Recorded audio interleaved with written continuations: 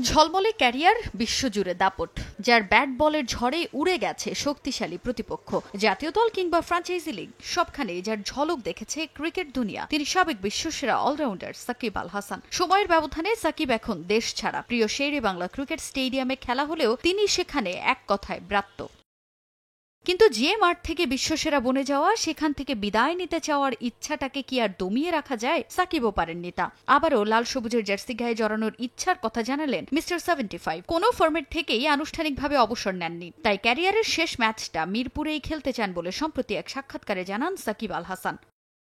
সত্যি বলতে আমি কোনো ফরম্যাট থেকে আনুষ্ঠানিকভাবে অবসর নেইনি। অবশ্যই আমার ইচ্ছা আছে মিরপুরেই ক্যারিয়ারের শেষ ম্যাচটা খেলার। আমার মনে হয় এমনটা হলে আমার চেয়েও ভক্ত সমর্থকদের কাছে অনেক বড় ব্যাপার হবে। যদি এমনটা হয় তাহলে সেটা আমার জীবনের সবচেয়ে ভালো কিছু হবে। আপনাকেই বলছি, ইন্স্যুরেন্স করলে সিটিতে সুরক্ষা পাবেন নিশ্চিত। ব্যবসা, বাণিজ্যিক চুক্তি কিংবা বিভিন্ন ব্র্যান্ডের সঙ্গে চুক্তি ছাড়াও শোরুম উদ্বোধন নিয়ে বিতর্কের শেষ নেই সাকিবের। জানিয়ে সমালোচনা কখনোই থামে না। কখনো রেকর্ড আল হাসান, কখনো বা শোরুম আল হাসান নামেও কটাক্ষ করা হয় তাকে। জানিয়ে থোড়াই কেয়ার সাকিবের।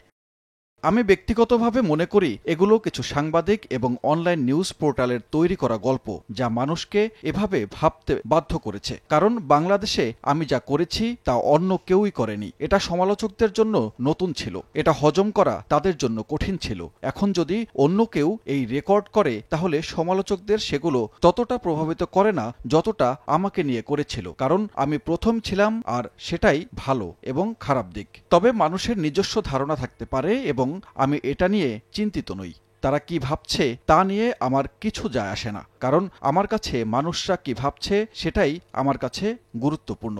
এদিকে রাজনীতির কালো অধ্যায়ে নাম লিখিয়ে বিতর্কিত হওয়া সাকিব খোলাসা করলেন জুলাই আন্দোলনের সময়ে নিজের নিশ্চুপ থাকার কারণ। দেশ থেকে দূরে থাকার কারণেই গণ অভ্যুত্থানে যথাযথ প্রতিক্রিয়া জানাতে পারেননি তিনি। তখন নিজের অবস্থান নিয়ে কোনো অনুশোচনা নেই বলেও জানান সাকিব।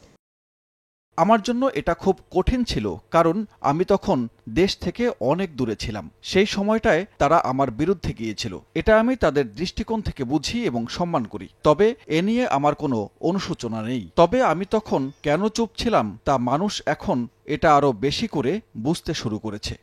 জাতীয় দলে সাকিব ব্রাত্য হলেও ফ্র্যাঞ্চাইজি ক্রিকেটে খেলছেন নিয়মিত, যা তিনি খুব উপভোগ করছেন বলেও জানান মিস্টার 75। তাজিন খন্দকার, সময় সংবাদ।